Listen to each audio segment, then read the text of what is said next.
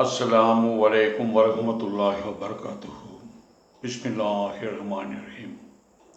മരുഭൂമിയിലെ മഹാവസന്തം ഖലീഫ അബൂബക്കർ റളിയല്ലാഹു അൻഹു.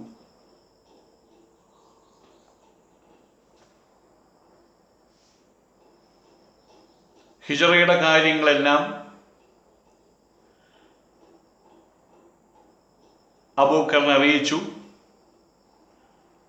അതിനു വേണ്ടുന്ന എല്ലാ ഒരുക്കങ്ങൾക്കുമായിട്ട് അവർ തമ്മിൽ പറഞ്ഞുറപ്പിച്ചു, കാര്യങ്ങളെല്ലാം പറഞ്ഞുറപ്പിച്ചു. അതിനുശേഷം അദ്ദേഹം തിരുമേനി തൻ്റെ സ്വന്തം വീട്ടിലേക്ക് തിരിച്ചു പോവുകയും ചെയ്തു. പെട്ടെന്നെടുത്ത തീരുമാനമാണ്. ഇന്ന് രാത്രി മക്ക വിടുകയാണ്.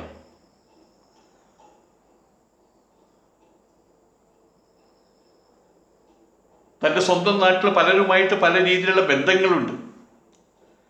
പലരിൽ കടം വാങ്ങി വെച്ചിട്ടുണ്ട്. പലരുടെയും സ്വത്തുക്കൾ തിരിച്ചു കൊടുക്കാനുണ്ട്. ആ കാര്യങ്ങൾ പരിപൂർണമായിട്ട് അലിയെ ചുമതലപ്പെടുത്തി.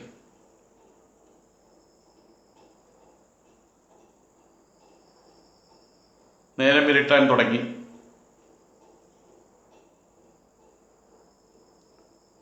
പകല് ഖുറൈശികൾ ശത്രുക്കളെടുത്ത തീരുമാനമനുസരിച്ച് ആയുധപാണികളായിട്ടുള്ള യുവാക്കൾ, നല്ല ശരീരബലമുള്ള യുവാക്കൾ പ്രവാചകന്റെ വീട് വളഞ്ഞിട്ടുണ്ട്.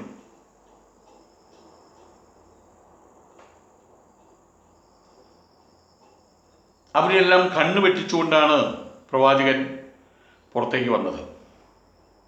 വീണ്ടും അബൂബക്കറിന്റെ വീട്ടിലേക്കാണ് പോയത്. അനന്തരം സമയം പാഴാക്കാതെ രണ്ടുപേരും ഹിജറയ്ക്ക് ഒരുങ്ങി. ഇനി ലക്ഷ്യം മദീന മാത്രം. തൽക്കാലം ചെന്നെത്തിപ്പെടേണ്ട സ്ഥലം സൗർ ഗുഹയാണ്, പർവ്വതമാണ്. ഇന്ന് രാത്രി സൗർ പർവ്വതത്തിൽ എത്തിയിരിക്കണം. ആ മലമുകളിൽ അവിടെ ഒരു ഗുഹയുണ്ട്. തൽക്കാലം അടുത്ത പകൽ അവിടെ കയറി ഒളിച്ചിരിക്കാം. ശത്രുക്കൾ വളരെ വലിയ രീതിയിൽ തിരയും എന്നുള്ള കാര്യം ഉറപ്പാണ്. മിക്കവാറും നാളെ സൂര്യനുദിക്കുന്നതോട് കൂടിയിട്ട് മുഹമ്മദിനെ കാണാനില്ല എന്നുള്ളൊരു വാർത്ത ഖുറൈശികളുടെ ചുവട്ടിലെത്തും. പിന്നെ അവരുടെ എല്ലാ വിധത്തിലുള്ള ബുദ്ധിയും ഉപയോഗിച്ചുകൊണ്ട്, ശക്തിയും ഉപയോഗിച്ചുകൊണ്ട് തെരച്ചിൽ ആരംഭിക്കും. ആ സമയത്ത് മദീനയിലേക്കുള്ള വിശാലമായ മരുഭൂമിയിലെ പാതയിലൂടെ മുന്നോട്ട് പോകാനാവില്ല. അതിനുകൊണ്ട് എവിടെയെങ്കിലും ഒളിച്ചു കഴിയണം. അതിനുള്ളൊരിടമായിട്ട് പ്രവാചകൻ കണ്ടത് സൗർ പർവ്വതമാണ്. തൽക്കാലം അവിടേക്ക് പോകുക. അവിടെ പോയിട്ട് ആ സൗർ പർവ്വതത്തിൻ്റെ മുകളിലുള്ള ഒരു ഗുഹ, അതിൽ ഒളിച്ചിരിക്കുക.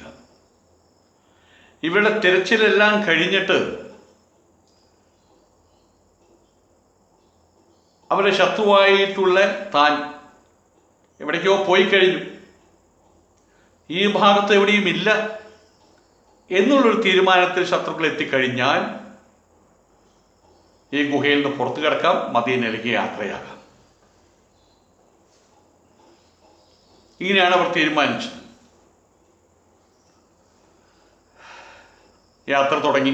അബൂബക്കർ വളരെയധികം, അദ്ദേഹത്തിന് വേവനാദിയുണ്ട്, അദ്ദേഹത്തിന് സമാധാനക്കുറവുണ്ട്. ആ സമാധാനക്കുറവ് അവനവനെക്കുറിച്ച് ആലോചിച്ചിട്ടല്ല, തിരുമേനിയുടെ രക്ഷ. എല്ലാവരുടെയും പ്രതീക്ഷ തിരുമേനിയിലാണ്. തിരുമേനിയെ ഇതുവരെ കാണാത്ത മദീനക്കാർ വരെ കാത്തിരിക്കുകയാണ് തിരുമേനിയുടെ വരവ്. ഇവിടുത്തെ പോയവർ മുഴുവൻ അനാഥരെ പോലെ അവിടെ കഴിയുകയാണ്. നബി തിരുമേനിയോട് എത്തിയിട്ട് വേണം അവർക്കും ഇനി എന്ത് എന്നുള്ളതിനെ കുറിച്ച് ആലോചിച്ച് തീരുമാനിക്കാൻ. ആയതുകൊണ്ട് തന്നെ നബി തിരുമേനിയുടെ രക്ഷ വളരെ വലിയൊരു കാര്യമാണ്. അത് ഓർത്തിട്ടാണ് അബൂബക്കർ ഉത്കണ്ഠാകുലനായത്. ശത്രു ഏത് നേരത്തും കൊണ്ട് രംഗത്ത് വരാം. അവരെ ഓരോ മുക്കും മൂലയും മരിച്ചു പറക്കും. അറബികൾക്കറിയാത്തൊരു പർവ്വതവുമില്ല, അറബികൾക്കറിയാത്തൊരു ഗുഹയുമില്ല ഖുറൈശികൾക്ക്.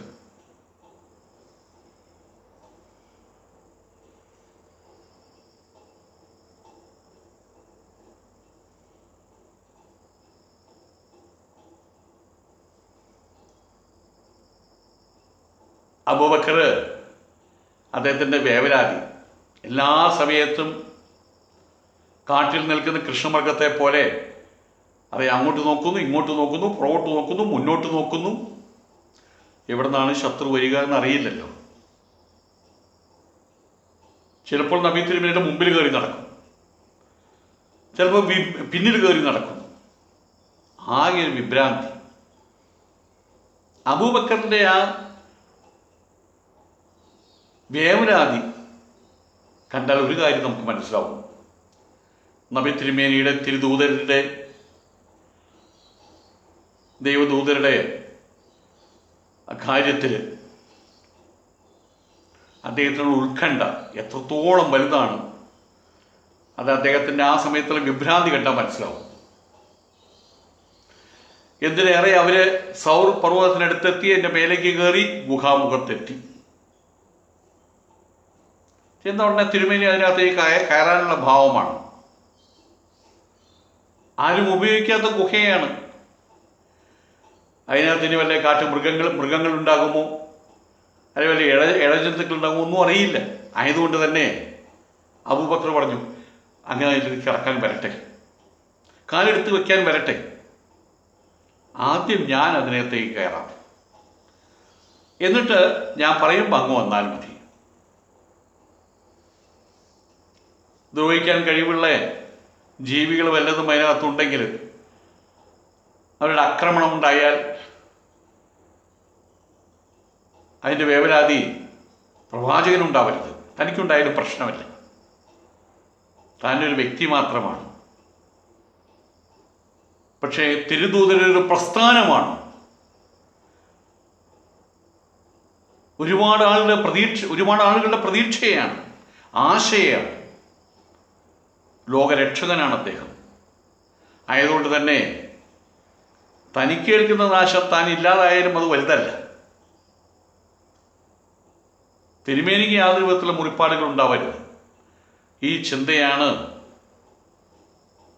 അബൂബക്കറിനെ കൊണ്ട് ഇങ്ങനെ പറയിപ്പിച്ചത്. അവിടെ നിൽക്കൂ, ഞാൻ കയറി നോക്കാം, എന്നിട്ട് അങ്ങേക്ക് കയറാമെന്ന് പറയിപ്പിച്ചത്. അങ്ങനെ അബൂബക്കർ ആ ഗുഹയ്ക്കകത്ത് കയറി. ഭാഗ്യം കൊണ്ട് അവിടെ വേറെ ജന്തുക്കളൊന്നും ഉണ്ടായിരുന്നില്ല. പറ്റാവുന്ന കമ്പും വടികളെല്ലാം എടുത്ത് അതിനകത്തുള്ള ചപ്പ് ചവറുകളെല്ലാം പുറത്തേക്ക് കളഞ്ഞു, അവിടെ എല്ലാം വൃത്തിയാക്കി കഴിയാവുന്ന രീതിയിൽ സുരക്ഷിതത്വം ഉറപ്പുവരുത്തി. അവിടെ 1-2 ദ്വാരങ്ങളുണ്ടായിരുന്നു, രാത്രി ഇഴജന്തുക്കളെയും കടന്നു വരാം. ആ ദ്വാരങ്ങളൊക്കെ വസ്ത്രങ്ങളൊക്കെ വലിച്ചു കീറി അതൊക്കെ അടച്ചു.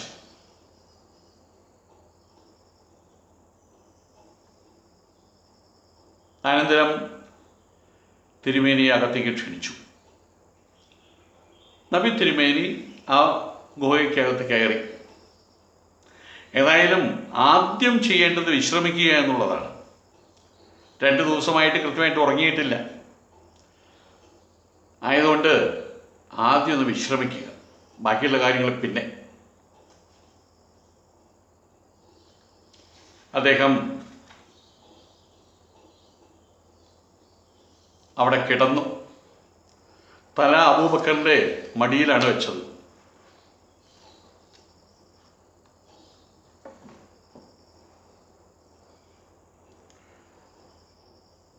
തിരുമേനി കിടന്നതേ ഉള്ളൂ, ക്ഷീണം കൊണ്ട് അപ്പം തന്നെ മയങ്ങിപ്പോയി. അബൂബക്കറിനാണെങ്കിൽ വല്ലാത്ത നൊമ്പരം. പ്രവാചകൻ തല വെച്ച് കിടക്കുകയാണ് മടിയിൽ, അനങ്ങാൻ കഴിയുന്നില്ല. അനങ്ങിക്കഴിഞ്ഞാൽ പ്രവാചകൻ ഉണരും. വേദന ഇങ്ങനെ അരിച്ചരിച്ച് കയറുകയാണ്. എന്തായാലും തിരുമേനിയുടെ ഉറക്കത്തിന് തടസ്സം വരരുത് എന്ന് തീരുമാനിച്ചു. അദ്ദേഹത്തിന് നിർബന്ധമുണ്ട്. പക്ഷേ പിടിച്ചു നിൽക്കാൻ കഴിയാത്ത രീതിയിലാണ് വേദന കയറി വരുന്നത്. വേദനയുടെ കാഠിന്യം കൂടുകയാണ്. ശരീരം മനക്കാതെ വെച്ചിരിക്കുകയാണ്. പക്ഷേ അദ്ദേഹം അറിയാതെ ഒരിറ്റ് കണ്ണുനീര് തിരുമേനിയുടെ മുഖത്ത് വീണു. അതുപോലും അബൂബക്കർ അറിഞ്ഞിട്ടില്ല. ഈ സമയത്ത് തിരുമേനി ഞെട്ടി ഉണർന്നു. അദ്ദേഹം ചോദിച്ചു, എന്തു പറ്റി അബൂബക്കർ? വേവലാതിയോടുകൂടിയിട്ടാണ് പ്രവാചകൻ അത് ചോദിച്ചത്. ഒന്നുമില്ല, കാലിലെന്തോ കടിച്ചു, അത്രമാത്രം. അത്രയേ ഉള്ളൂ, സാരമില്ല. അദ്ദേഹം തിരുവായിൽ നിന്ന് അല്പം ഉമിനീരെടുത്ത് അദ്ദേഹം കടിവായിൽ പുരട്ടിക്കൊടുത്തു. അതോടെ വേദന നിശേഷം ശമിക്കുകയും ചെയ്തു. അൽഹംദുലില്ലാഹ്.